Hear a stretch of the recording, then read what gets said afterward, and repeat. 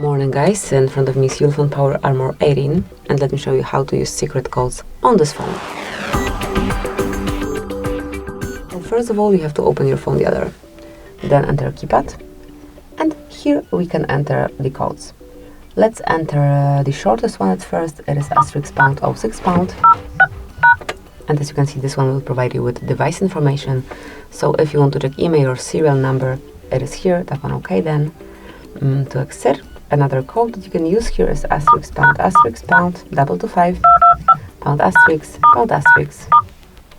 Here you've got the calendar info, so all upcoming events, all celebrations will be displayed right here in one place. And actually that's it as for this code. And another one that you can use on your ULEFONE is *pound 426 pound *.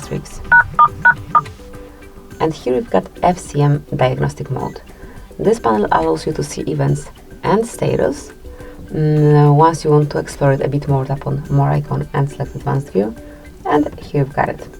So this is it. This is how you can use codes. Obviously whenever you have any other code, smoothly enter it also here on your keypad. Thank you for watching. Please subscribe our channel and leave the thumbs up.